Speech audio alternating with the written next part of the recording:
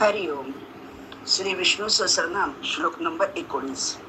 अप्रमेयो ऋषिकेश पद्मनाभ मर प्रभु विश्वकर्मा मनुस्तष्ण सविस्तविरो ध्रुवा.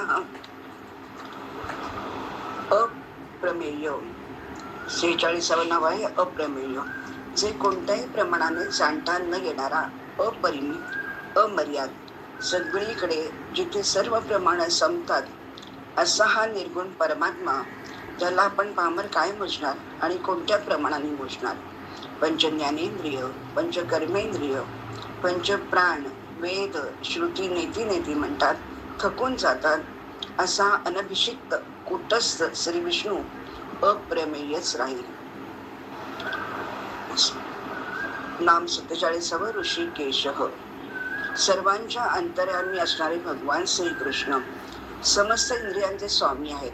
सर्वांच्या हृदयात स्थित असलेले भगवंत जीवांच्या इंद्रियांचे मार्गदर्शन करतात, पण शुद्ध भक्ताच्या बाबतीत मात्र ते स्वतः त्यांचे इंद्रिय नियंत्रण करतात. कुरुक्षेत्रावरील युद्धभूमीमध्ये भगवंत प्रत्यक्षपणे अर्जुनाच्या दिव्य इंद्रियांचे नियंत्रण करतात, म्हणून त्यांना ऋषिकेश या विशिष्ट नावाने संबोधण्यात आले आहे. पांचजन्य ऋषिकेशो ऋषिकेशम तदा वाक्यमिदमाह महीपते. गीता 1:15 आणि 21. एकदा का हरीच्या द्वारी प्रवेश मिळाला की तो विष्णू ऋषिकेश तुमच्या धावणाऱ्या मनादी इंद्रियांचे नियंत्रण करतो, म्हणून हरिद्वार ऋषिकेशची मानस यात्रा जरूर करावी. 48व नाव आहे पद्मनाभ. जगाच्या कारणरूप कमळास आपल्या नाभीत स्थान देणारा, एकार्णव जलात आपल्या नाभीतून कमल प्रकट करणारा, शत्रूचे अस्त्र निकामी करणारा, एक मंत्र किंवा युक्ती. महाभारतात अर्जुनाने पद्मनाभाच्या साह्याने कौरवांना जेरीस आणले. धृतराष्ट्राच्या एका मुलाचे नाव पद्मनाभ होते.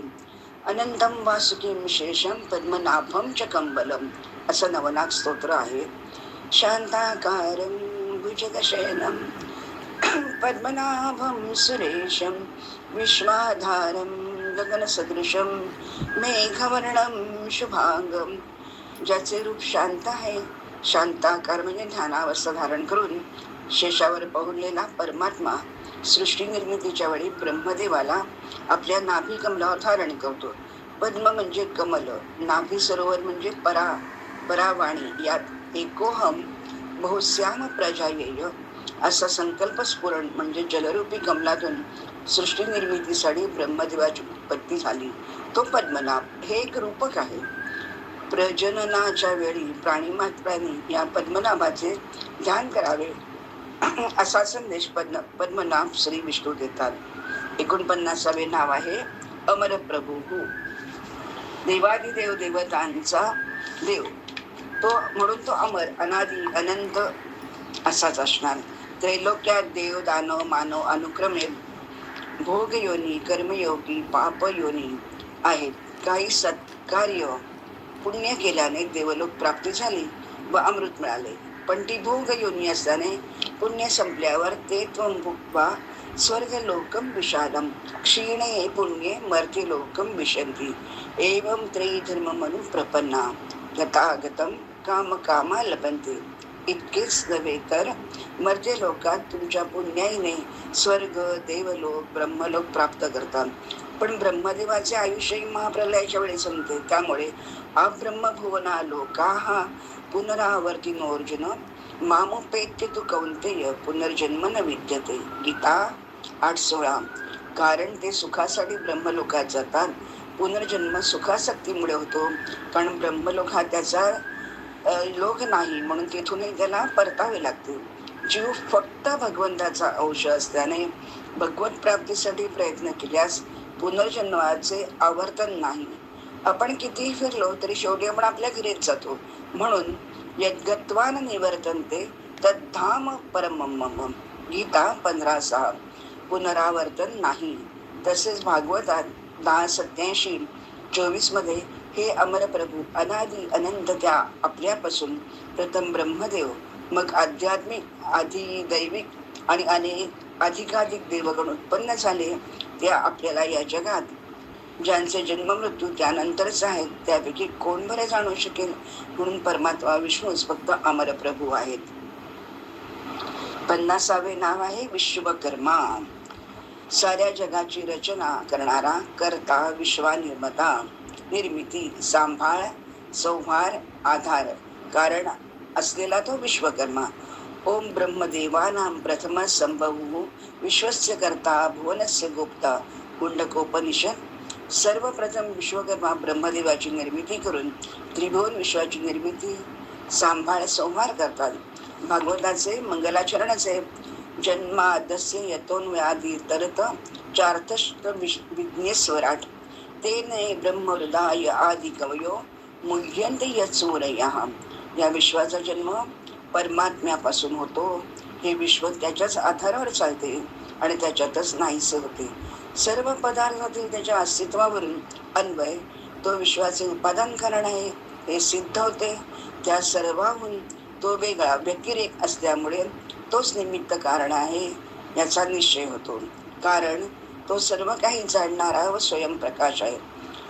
चंचळ करता तो जगदीश, प्राणी मात्र त्याचा अंश, त्याचा तो जी आपणास ठाव नाही.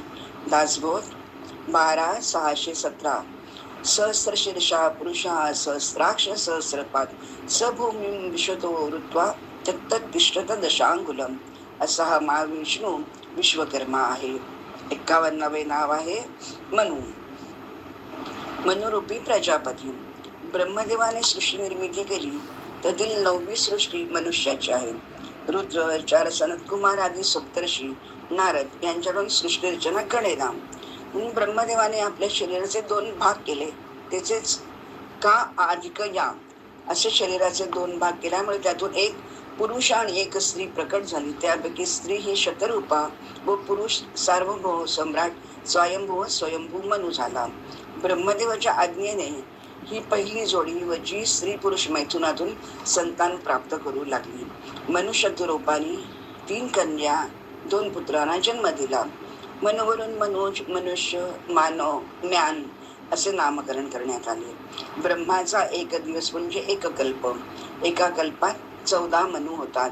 मनुचा काळ तो मन्वंतर. आता 7वे वैवस्वत मन्वंतर चालू आहे. मनु विश्वाचे व्यवहार शासन चालवतो.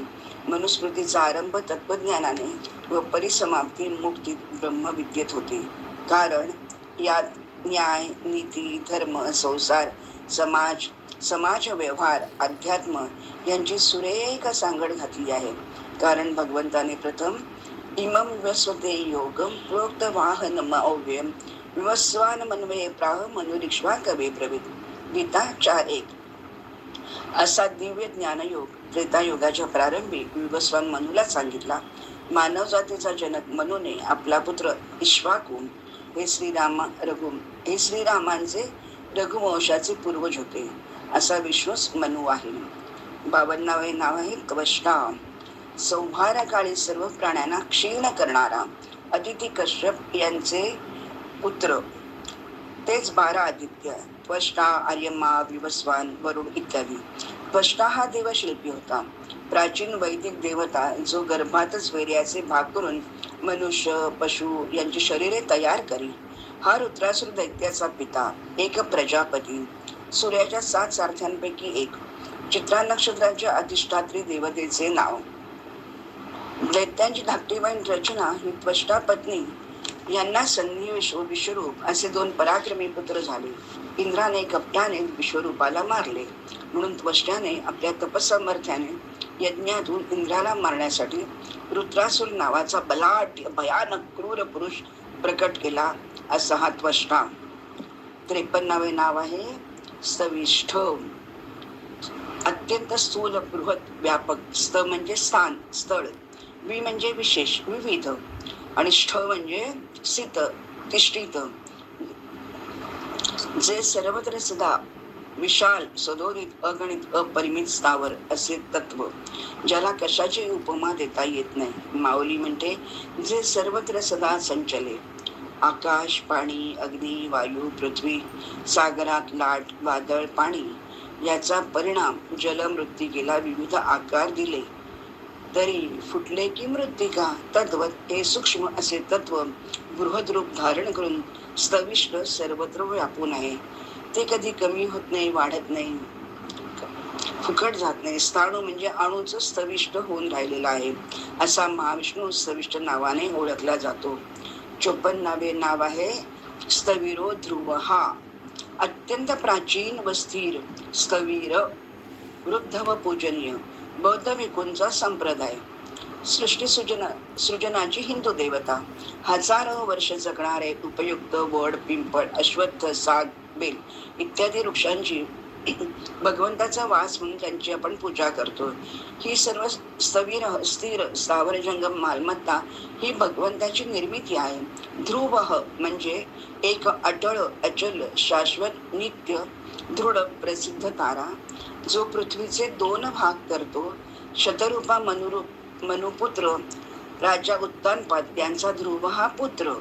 सावत्राईने वडिलांच्या मांडीवरून ढकलून दिल्याने छोटा ध्रुव मातेच्या आशीर्वादाने भगवत प्राप्तीसाठी वनात जाऊन वायुभक्षण करून झाडाची पाने खाऊन एका पायावर उभं राहून अतिशय उग्र कठोर तप करतो. तेव्हा विष्णू ध्रुवावर प्रसन्न होऊन त्याला वर देतात. बाळा, ज्या तेजोमय अविनाशी लोकाला अजून कोणी प्राप्त केले नाही, ज्याच्या 4ही बाजूनी ग्रह, नक्षत्र, तारांगण युक्त ज्योतिषचक्र प्रदक्षिणा करते, अवांतर कल्पापर्यंत राहणाऱ्या अन्य लोकांचा नाश झाला तरी जो स्थिर राहतो, तसेच सर्व नक्षत्र, सप्तर्षिगण ज्याची प्रदक्षिणा करतात, विष्णुपाद गंगा ध्रुवावरून खाली वाहते, असा हा अढळ पवित्र लोक ध्रुव प्राप्त करतो. म्हणून संकल्प असा असावा, दृढ ध्रुव असावा, तोच विष्णू स्थविर ध्रुव हा. अशा प्रकारे आपण श्लोक क्रमांक 19 आणि 54 नावे येथे संपूर्ण केली आहेत. हरिओम.